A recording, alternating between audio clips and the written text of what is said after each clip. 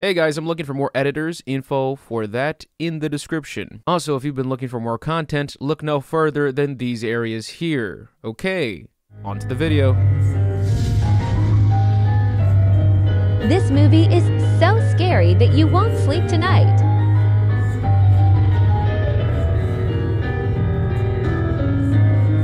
So I watched a horror movie because TikTok told me they couldn't sleep after watching it. So naturally I looked it up and then I went to the critics and they said, yeah, that might be true and all, but the movie's misogynistic, so it fucking sucks. Misogynistic? I guess. And then I went to the IMDb and it's the same director as Martyrs? And not the bad one? Pascal Laugier has directed 2 movies since Martyrs. The Tall Man, which... An Incident in a Ghostland, today's review. By the way, I forgot to do the For the Fans intro on the Deep House review, so remind me to put it in this one.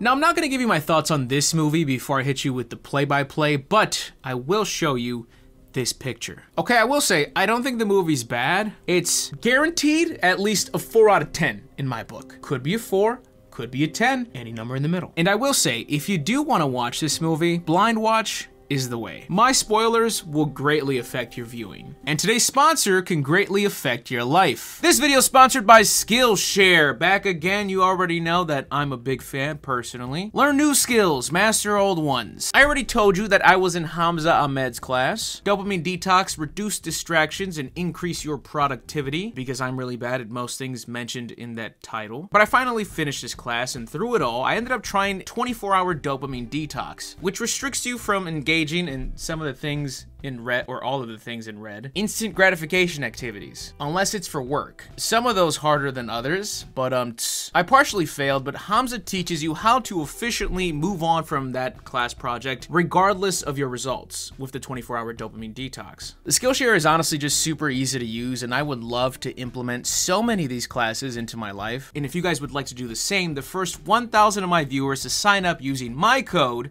Mista GG, or my link in the description will get a 1-month free trial of Skillshare so you can start exploring your creativity today. Code Mista GG, link in bio. You got nothing to lose, baby. Shout out Skillshare.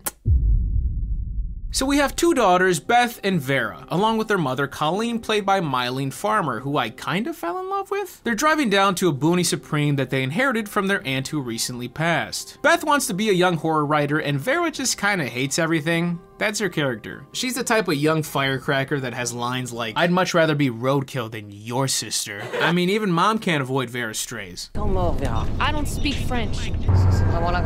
No French, Mom. We talked about this. Can't talk to me in your oogie boogie language. An ice cream truck pulls up, and yes, it's driving recklessly, keeping up with them in oncoming traffic, and I'm sure we have nothing to worry about here. 1 bomb pop, please. You guys never play Twisted Metal? Yeah, that's a sick title sequence. But when The Conjuring did it, it made sense because they had us reading through a scrolling story for context to begin with. But you don't have that, so that's crazy. They pull up to a gas station, and while they're there, Beth spots the ice cream truck again as it passes through. And then the local newspaper catches her eye. What is that? Story you wouldn't like. How would you know? Some guy's been breaking into people's homes, murdering the parents and sparing the daughters, who are always about your age. Where is it? Where did I put it? Where is it? I just don't know where it is. Ah, found it. They arrive at the house, and yes, it's a scary house with trinkets, trash, and most importantly, Chinese puzzle box. What? So I looked up Chinese puzzle box because it didn't make sense to me for what she was looking at. I mean, it sounded like something Max Mofo would say after unboxing something he doesn't recognize. Anyway, I found Chinese puzzle boxes, which are exactly what they sound like, just puzzle boxes that are Chinese. But I didn't find some giant mirror version with a fucking doll inside, so I don't know. Chinese homies in chat, let me know. Is she valid? Or were they really just like, yeah, this is foreign. In a terrifying turn of events, Beth begins to bleed, but like in the perfectly natural lining of the uterus way. What's wrong with her? She's like you now. You mean a whore? You know, you have a great sense of timing. The unhinged attitude is so overkill with this character. You know, I know a lot of douchebags in real life who say more than just insults every time they speak. Like, we already know she's terrible. They don't want it. I don't know what to tell you. We quickly find out that Vera believes her mom favors Beth, and that's probably where some of the spicy comes from, but she also just has so much venom for the thought of Beth being ambitious and dreaming of becoming an author, just shitting on her aspirations any chance she gets. Very literally trying to persuade her mom to put a stop to her delusions of becoming an author. What the fuck is wrong with you? Now, her mom is not a terrible person, but she also just plays referee, which is not ideal as well. You know you're angry about leaving your boyfriend behind. Whatever, Mom. And quit wearing makeup. Like a whore! Let's move on to the inevitable ice cream truck massacre. It happens. Cue ball here somehow sneaks in, beats down Colleen, and only the girls remain. Whatever will they do?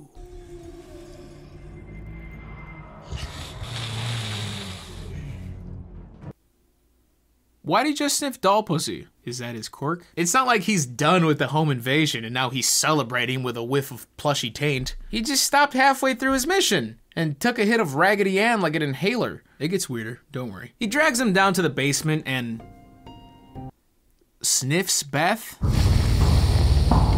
And he apparently just smells soggy nickels because she gets frothed. He then sniffs Vera, and for whatever reason, she's the chosen one. And now I'm gonna take a quick, awkward break in this review to preface the movie's controversies that I'll address later. So there's a person in this movie who is one half of the baddies. I don't believe we're explicitly told what this person is, but I personally think it doesn't matter to the story at all. But since we're gonna go there anyways, they are referred to as a he later in the movie and appears to be a man in drag, but I don't know. Was that awkward enough? Okay, moving on. Anyway, with all hell broken loose, Colleen goes big smoke. You picked the wrong house, fool! I like the quick action sequences in this movie, and I like Colleen turning the tables and lighting up the Goonies partner. She has a weird, slow, emotional moment with Beth where she's like, just please run. And then rushes to save Vera, and this is obviously not a fair fight at this point. But who gives a shit about fair? Colleen's a fucking menace, baby! Check this out.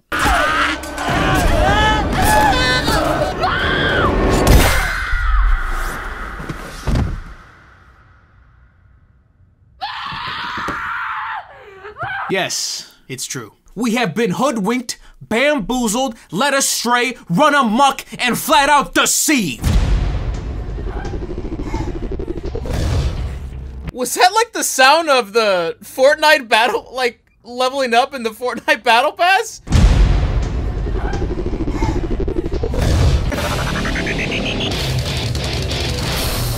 Shut up. Shut your dirty, stinky mouth. Shut the fuck up. Shut the fuck up. Shut the fuck up. No, it is. No, you did not just hit me with that. I'm fucking mad. So this is Grown Up Nerd Girl, and Beth is a famous author now. And I mean, wow, look at you. You use a typewriter, hold your coffee with 2 hands, you bite the temple tips of your glasses. That's what the ends are called. I had to Google that. By the way, who the fuck does this? These are nice glasses. Why the fuck would I nibble on them? Nothing like a cup of joe to pair with your PTSD. This is her husband, even though the movie is showing me otherwise. Beth has an interview with what looks like one of those televangelists, and this is her life. This is her family. Shit is litty. I'm gonna take Harlequin up to bed. You're gonna take who to what now? I'm gonna take Harlequin up to bed. Harley Quinn? We're talking about the child in the clown costume, right? Harley Quinn. What are we, some kind of incident in a Ghostland? Beth just a fan of the DCU? A lot of big authors in Gotham. Chinese puzzle box! Beth receives a distressing call from Vera, who yells and pleads for her help. Oh, leave me alone, Beth! Is Mom there? Vera! Apparently, she has had it much worse than Beth post-incident. So she gives Pennywise a hug and heads back home to where it all began.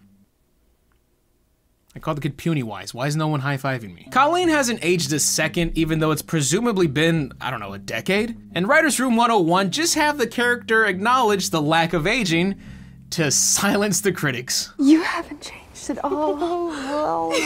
I also want to say the casting of grown-up Beth is pretty spot on. I 1000% believe the transformation. Aside from the looks, she has a similar speech pattern and even her mannerisms remind me of Beth. Returning home, we learn that Vera is in really bad shape. And this situation is also kind of fucking stupid. She lives in the basement in a DIY padded cell while still being surrounded by very dangerous things for someone who now self-harms frequently. And she clearly needs help that her aging mother cannot provide. And I think my live commentary perfectly encompasses why it's kind of fucking dumb. Beth, you're rich. Put her in a hospital. It's tough, isn't it? If only we had a rich daughter with plenty of resources. Last week I found her in my room, tied to the radiator. She was screaming like I had to turn around to make sure no one was there. Put her in a hospital. What can I do? Use your money, Beth! What are you talking about? They just spent the whole first portion talking about her being filthy fucking rich. Book sales booming. The next J.K. Rowling. Use your resources. Put her in a safer environment. What the fuck are you talking about right now? Vera keeps reliving that night over and over, and Beth is starting to fall into her PTSD visions again. Having weird dreams, seeing "help me" written on the mirror, and seeing the Chinese puzzle box doll missing, but actually right there. This doll is creepy. I approve of its use. Vera pleads with Beth. She speaks of the attacks she's going through, and all the damage done is clearly visible. But yeah, Beth can only do so much. It's just tragic. Colleen gets wine drunk later that night, and they have a heartfelt moment where Beth truly feels how proud her mom is of her, but Vera tries to steal the spotlight per usual. You still smell like Beth. That smell drove me crazy. What are you talking about? Stop drinking, Mom. The flesh of my daughters. You're not making any sense. Am I into this? Beth hears commotion and finds Vera tied up with makeup on, and this is where I draw the line. There is no smelly shit in hell that Vera did this to herself. I get she's kooky, but no. Beth gets locked out of the room, sees what I think is one of the baddies through the keyhole, and at this point we just got two PTSDs evenly beaming off each other like Mewtwo and Mew. Vera flies out of the room and starts getting backhanded by Ghost? A polter pimp? Your guess is as good as mine. She's getting openly assaulted by something, even having her fingers extremely bent, and Beth springs into action. Kind of. Ah yes, beat to hell with broken fingers? This throw pillow about to go stupid. Yeah, right there. Colleen decides to run out to flag down the ambulance on the way and leaves this cryptic burger on her way out. I know what you want from your sister. I'll wait for them on the road. Colleen, your daughters are not well. Literally, both of them, in the nicest way possible, have baggage. Maybe staying with them would prove to be more beneficial. Beth loses Vera, starts to hear things, and then starts to wander. Oh, Coochie Nostril's back. Where are you going? What the fuck is happening? Beth somehow falls asleep and, oh no, I've been captured, I think. She wakes up beaten, disfigured, and assumes Vera had something to do with it because she's the fucking crazy one. She never wanted me to be happy, so she obviously struck me multiple times and did this. Grown-up Beth is a good actor, by the way, or she's just really great at cries of desperation because those go over splendidly. Vera fights back, telling her that they're playing with her now. And this is when we start to get a handful of flashbacks. And in said flashbacks, instead of seeing her mom persevere, her mom dies in the earlier altercation, while Beth hears Vera's voice trying to convince her that she died and begging for Beth to come back.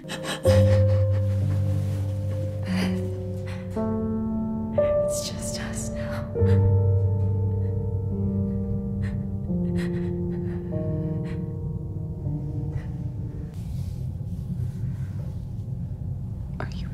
Yes, ladies and gentlemen, the future Beth timeline that I just spoke about was not real.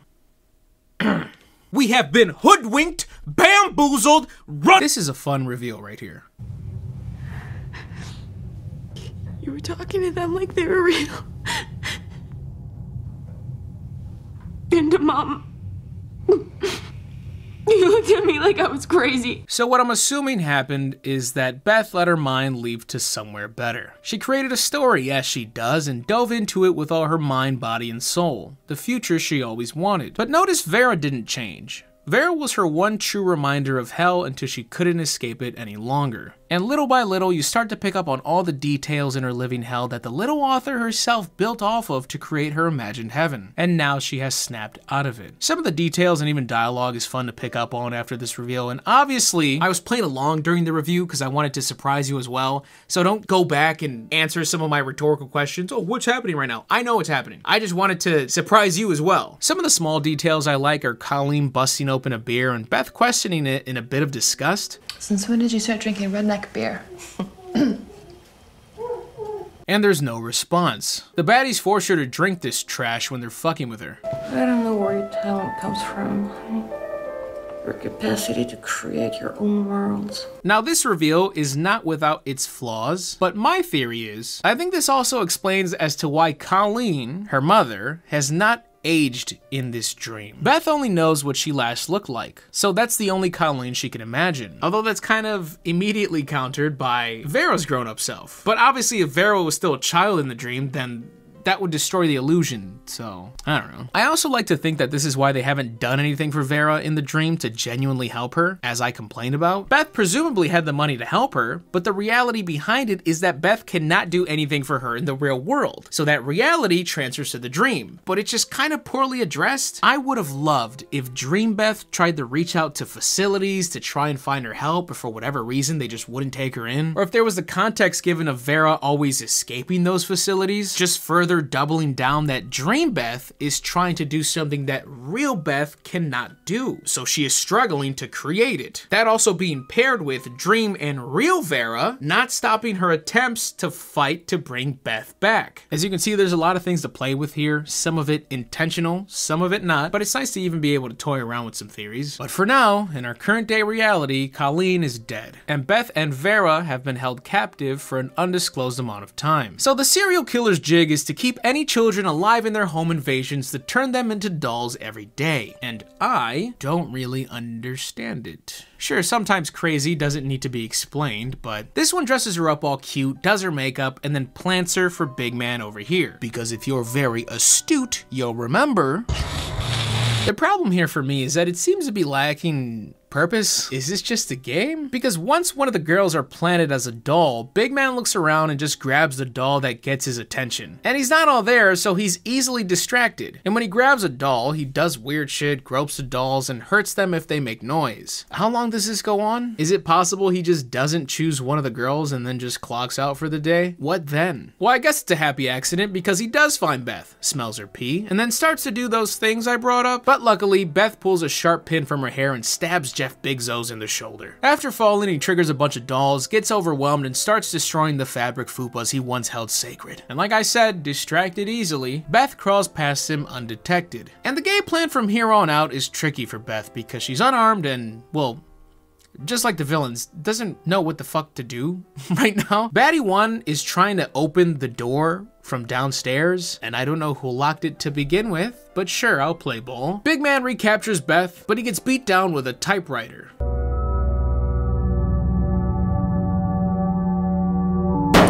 Baddie 1 then sledgehammers the door open while Beth escapes out the window, except she didn't. She just wanted to bait the baddie while she hid in the Chinese puzzle box. Beth gets Vera, they hide a bit, and then run like hell, running till the sun comes up, and managing to get a police truck's attention. Things are going well. You see the policeman calling it in, and you ever just think, this guy seems like he spent one day on set. I know where the girls come from. We are back in hell, baby, which means Beth is peacing out.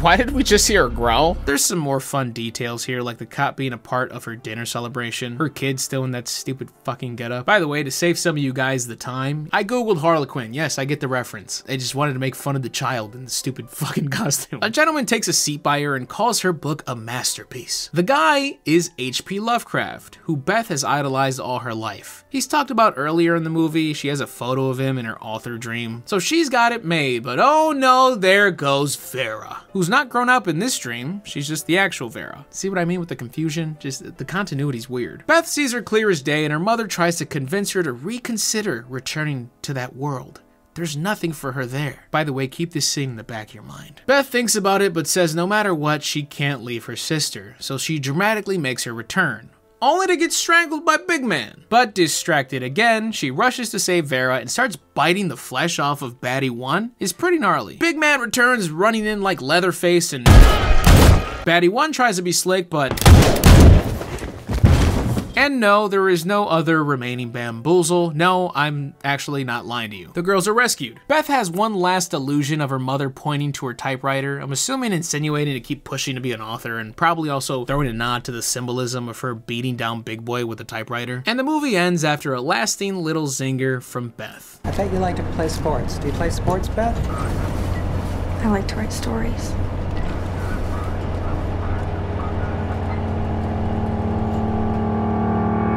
So, my thoughts? I might just be a sucker for reveals, but I believe it worked well amongst some flaws. And honestly, I think this movie would be so much worse without that aspect, because it's really just a gritty horror movie with a shit ton of cliches. The reveal does a lot of heavy lifting. Beth's other world is fun for one watch, but as far as TikTok hyping this movie up, I think it earns its spot for a one-time watch. And as far as disturbing to others, yeah, I'm sure it is. My problem is I find Cue Ball and his mannerisms more comical than anything. I don't really like big Dumbo monster with no rhyme or reason. The villains don't seem to have a motive except aggressive fetish, and that's just not that disturbing to me. Like, when you have a story like this, you have to go the full mile and like make it fucking disgusting, like torture porn at that point, to make it disturbing for me. But if you're just kind of floating in the middle of both of those, and there's not really a story, and there's not really torture porn, then it's just like, oh, who gives a fuck? I mean, I'm a tough guy. I watched a Serbian film, if